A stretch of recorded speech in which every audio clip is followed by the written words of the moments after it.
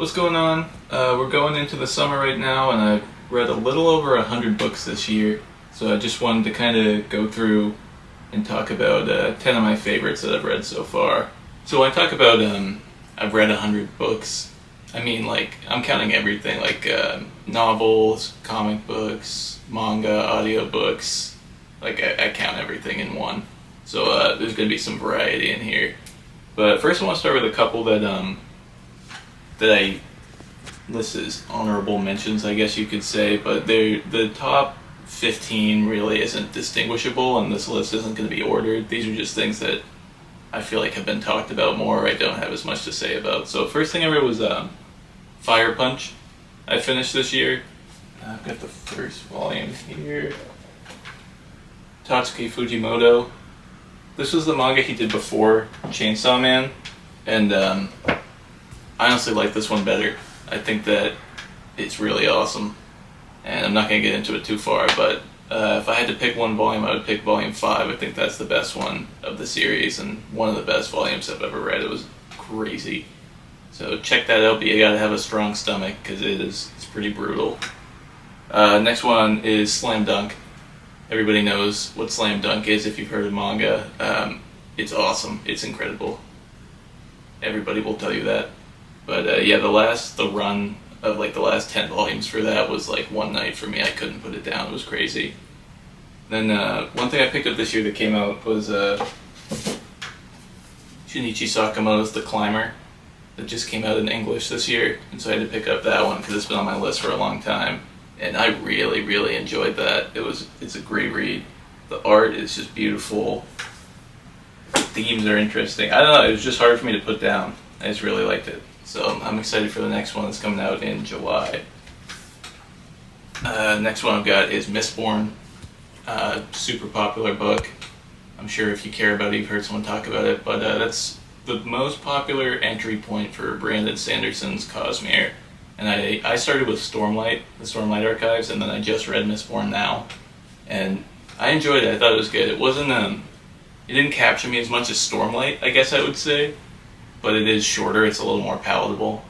The magic system is super hardcore. A lot of people really love it. I kind of thought it was a little dumb, to be honest. The pulling power from metals thing didn't really impress me like it impresses some other people, but it doesn't matter. The application was good. He used it really well. But that book was great. The characters were really good. Kelsier's awesome. And then at the end of the book, it kind of makes you, it's really a great conclusion that makes you like appreciate the rest of the book even more. And so I'm almost done with the second one right now, The Well of Ascension.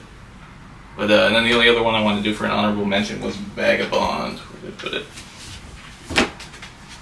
Vagabond. So this has been on my list for an eternity, and I finally picked it up and read the first book, and shockingly, I loved it. It was awesome. The art is just unbelievable.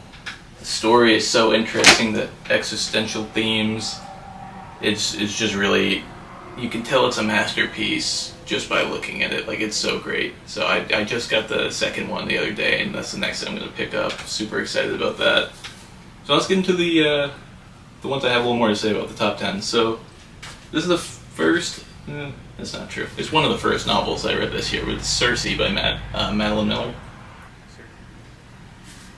So this book, I'm going to give credit to my girlfriend because she recommended it to me, and it would have been a while before I picked it up, probably otherwise, even though it's always been on my list. But Madeline Miller is a great writer. Like, she is just so talented. The way that she put sentences together is just, it's among the best. She has just excellent prose. And that could carry this book, even if it wasn't good, but it is good. The story is great. I couldn't put it down. Like, every time I put it down, I'd just start thinking about it and wanting to pick it back up. I feel like the way that she turned the story of Circe into such a powerful portrayal of her character was really impressive, and I don't know, I sort of felt like a sense of comfort on the island as well, where she was, marooned, imprisoned, I guess you would say. banished, exiled to, etc. All the terms. But that the way that she set up that the setting of the island where Circe was exiled to, it like when we would deviate from that plot and then we'd come back, it would feel like we were coming home, which is really interesting because it's her prison effectively. And I thought the ending of this book was really great as well. Excellent conclusion. And then I read Song of Achilles after as well, which was also incredible. So I'm definitely a Madeline Miller fan now. Can't wait for her next book. I have her short story, Galatea, if that's how you pronounce it, here as well. My girlfriend picked that up, so definitely going to read that pretty soon. Next one, this one is a behemoth. Jonathan Strange and Mr. Norrell by Susanna Clarke. Forgive the appearance of this book, it was in the river. But, wow, man, this is a journey, for sure. It's an adventure. Jonathan Strange and Mr. Norrell it's almost hard to recommend it if you're not in the right mindset for it. But when you are, I highly recommend it.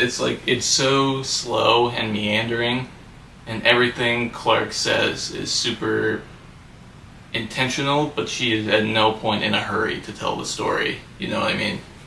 It's I almost feel like the protagonist of the story isn't really Strange or Norrell, but rather magic in England itself, because that's what it really follows. The protagonist's viewpoint switches between characters several times throughout the story and bounces back and forth, but it's always following the revival of magic in England rather than the life of Jonathan Strange or Mr. Norrell. But the characters in this story are just so good, and the world is so well developed. It's mixed in with history and magic, and it's good enough that when I'm reading some of these things, it makes me wonder what's real and what's not. She writes the history of this world so believably that you could tell me it's true and I'd be like, oh, well, yeah, that makes sense. But that's a book that I highly recommend. At the end of this book, I wished it wasn't the end of this book, because it spans so much time, and there's so many layers and angles to each of the characters that it just feels so real. So Susanna Clarke has also become one of my favorite authors recently, because I read Piranesi by her as well. And then after I read Strange and Norrell, I read The Ladies of Grace Adieu and Other Short Stories, which is a collection of short stories that's based in the same world as Strange and Norrell. And that was good as well.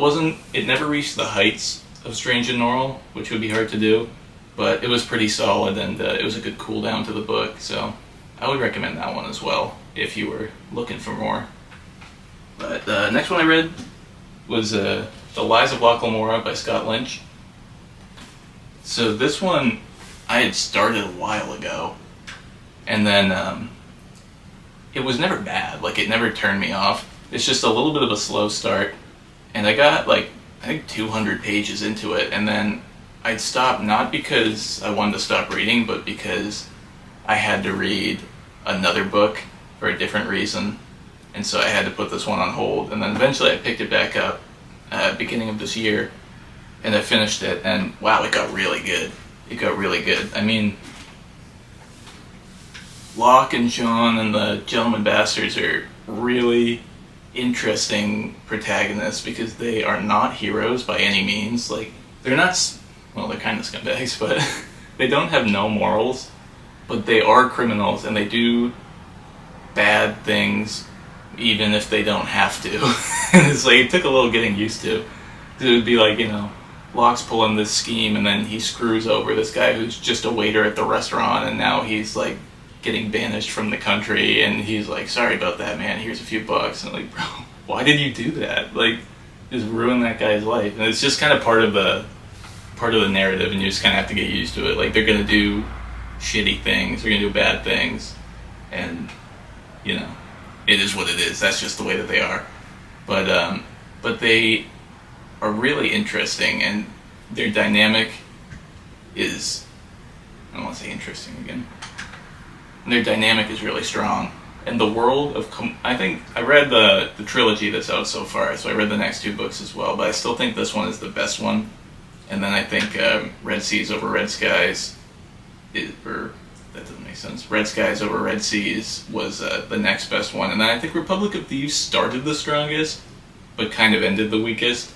But all of them I recommend, all of them are good enough to read for sure, and I'll definitely read the next one, but I do think that the first book was the strongest. And the setting of Kamor, which is where the first book takes place particularly, is the strongest in my opinion. It's a really richly developed world.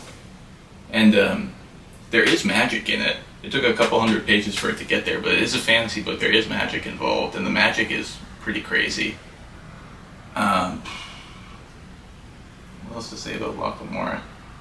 Is the language that Lynch uses in this book is like, I mean, they curse like crazy, like they're cursing like sailors for sure, but just some of the mannerisms and the phrases that they use are really interesting, and it adds a lot to the world building and to the character dynamics. And yeah, this book, it just got really crazy. I mean, around the halfway point, there is some really wild events that made the story go in a direction I did not expect, and from then on, it was like I couldn't put it down. This one, so I picked this one up from a bargain sale, and this is Batman versus Teenage Mutant Ninja Turtles, or I guess not versus, Batman / Teenage Mutant Ninja Turtles, but it's the Batman TMNT crossover, and I thought, you know, I mean, when I picked this up for a couple bucks, I was like, yeah, it's Batman and the Ninja Turtles, that's gonna be dope, but like, how good did I really expect the narrative to be? Not very, you know, I kind of just expected them to throw the characters in there and have a good time with it, and it was a lot better than I expected. I mean, first of all, I feel like the writing in these kinds of crossovers can be very iffy. Like, a lot of the time, just the spectacle of putting characters together is so focused on that they kind of lose their own essence. But that is not the case in this crossover. This adaptation captures the best of Batman and the best King Killer Chronicles reference. This adaptation captures the best of Batman and the best of the Teenage Mutant Ninja Turtles, and they just both feel so real and authentic throughout the whole thing that I was surprised and impressed. Like, it really draws you in, and the story is pretty dope. I mean, basically, they're fighting with the Krang, and the Krang sends Shredder and the Foot Clan, as well as Splinter and the Turtles, over to Gotham City. And so then it's like, you know, there's a lot of confusion, and then the Turtles and Batman end up teaming up versus, like, Shredder and the Penguin and all of the Gotham villains, and it was just, it was really solid. Like, it was just great. Like, the art looked amazing.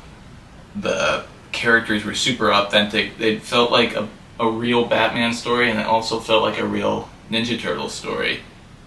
I don't maybe that sounds dumb, but, you know, I was just impressed by that. I think it was really good. This is honestly like my new gold standard for crossover comic book events. So I picked up the second one, and that's going to be high up on my priority read list coming up here, so I'm looking forward to that.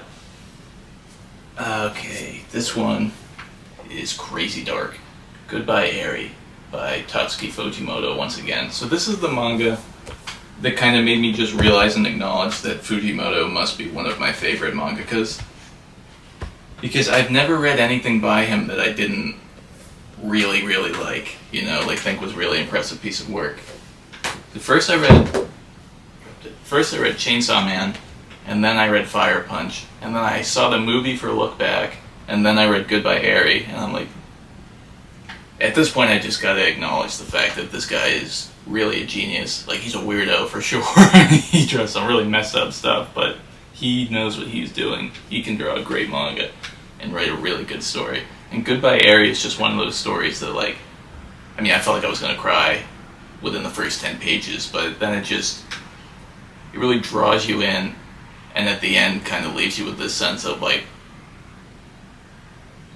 you know, like awe and dread and like, wow, that was crazy. You know, it's the kind of story that I won't forget for a very long time. And it's a one shot, so it's just, you know, a couple hundred pages.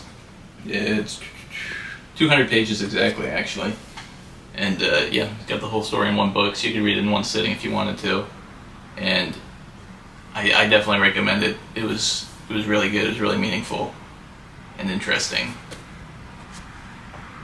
And it just has that Fujimoto air to it, you know, like goofy yet philosophical at the same time, and just, yeah, it was a really meaningful piece of work. It was great. Highly recommended.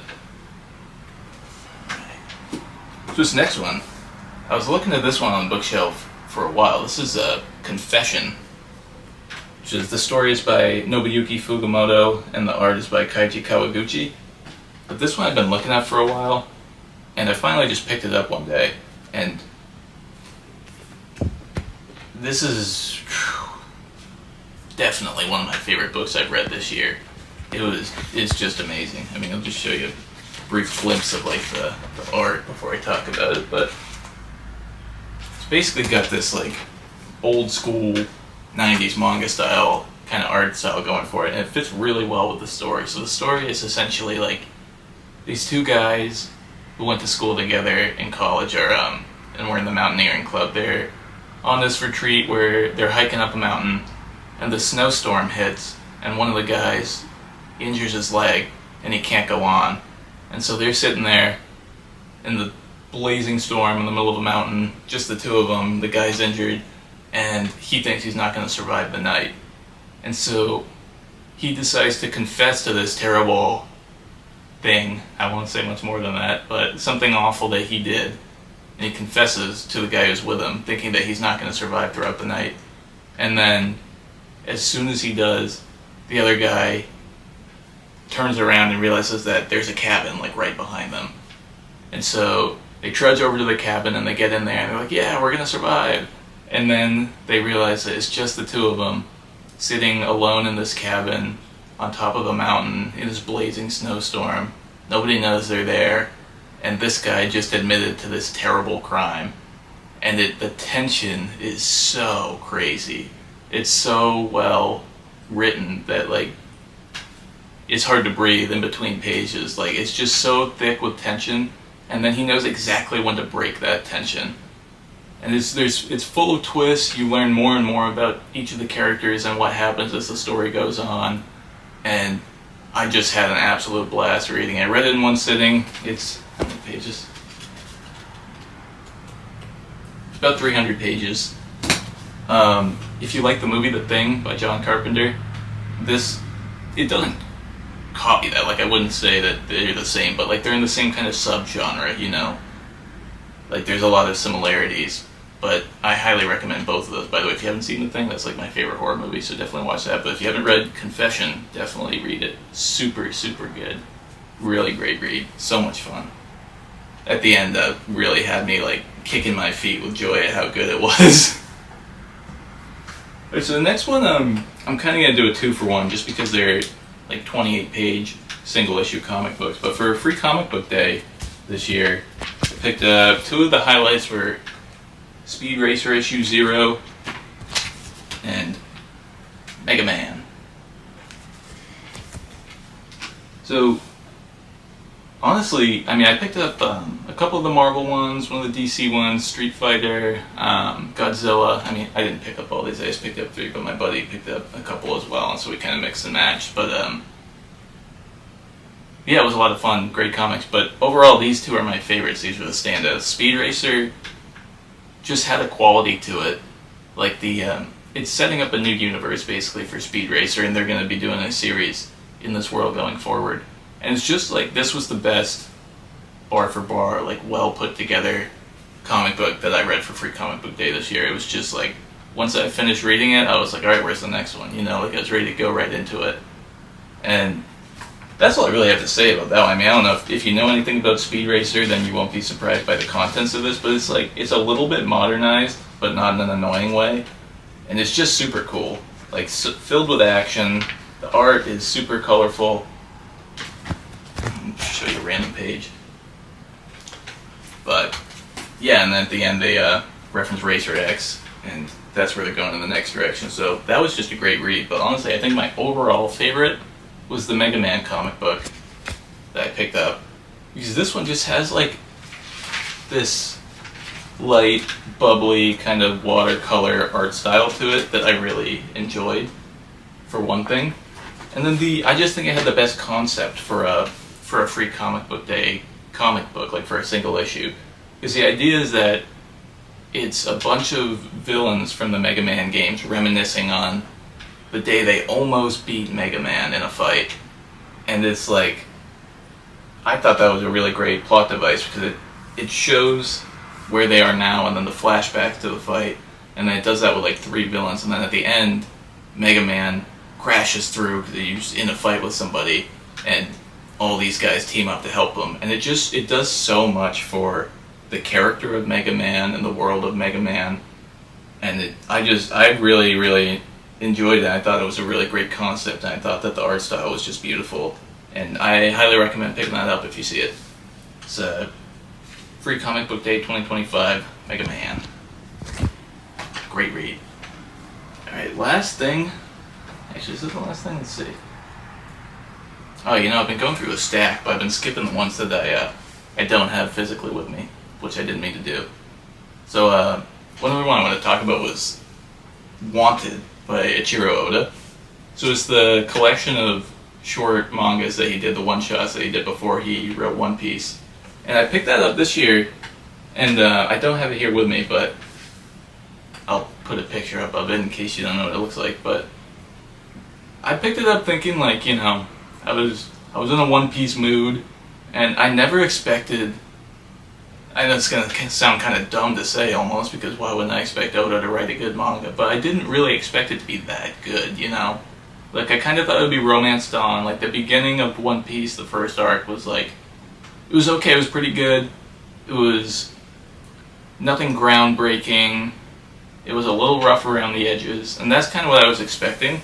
And I was genuinely surprised by this collection of short mangas. It was really, really great, honestly. Like, there was 5 of them in there, I believe, and not one of them was bad. They were all very good. They were just super interesting ideas, and they were really well drawn, and they were all super memorable, and just had dope characters, a great idea. Like, they did an animated adaptation of Monsters for just this past year, maybe the year before, from that collection, and it looked beautiful. But they should honestly do a series and just animate all of them, because they were all really good. I won't get into that too much, because like I said, there's short stories, there's 5 of them, but if you see Wanted by Echiro Oda, I recommend picking that up. I really, really liked it.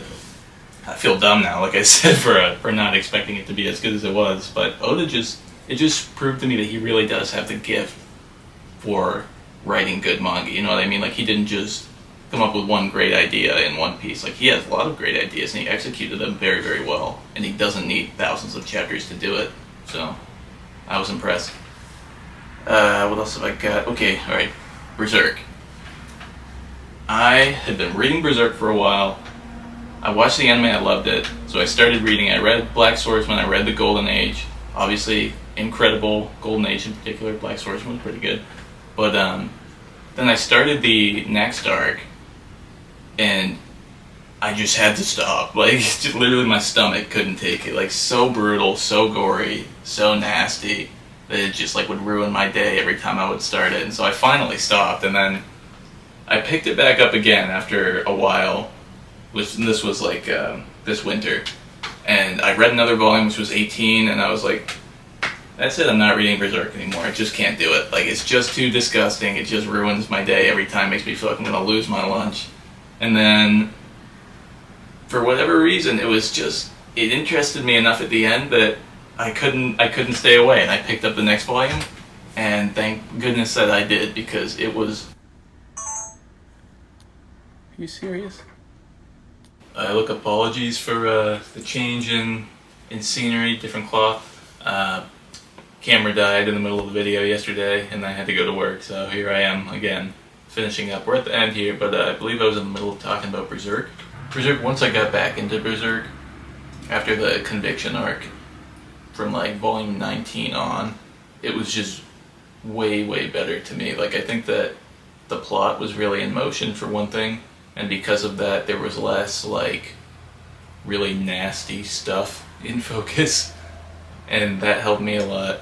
And then I just feel like the plot really took off in a great way, and as the ensemble kind of builds, as Isidro enters the cast, and as Serpico and Farnese and Shirk and everybody becomes part of the crew, it changes the vibe entirely of like the dark, somber tone of Guts wandering around alone, and then it's still the same like dark, depressing world, but now it's like he's got his little family with him, and it kind of changes everything for me. It makes it so much fun to read, and the quality is just as good. And then I would say volume 39 is probably my favorite overall. I don't want to give much spoilers, but that was just, I mean, if you look at the volume cover also, it's my favorite volume cover. But that was the greatest payoff I've read in a very long time. I don't think there's too much more I can say about it without spoiling it, but basically it's definitely worth it. And then the last one I wanted to talk about today was Paradise Kiss by Yazawa. So I picked this up, this is the 20th anniversary edition, so it's the complete collection. It's just like 800 something pages, all in one book, 48 chapters. I picked it up because I like the look of it, frankly. Like, I think that aesthetically it looks nice, but and I've heard of Ayazawa. She did the Nana, I'm gonna go with Nana, manga as well.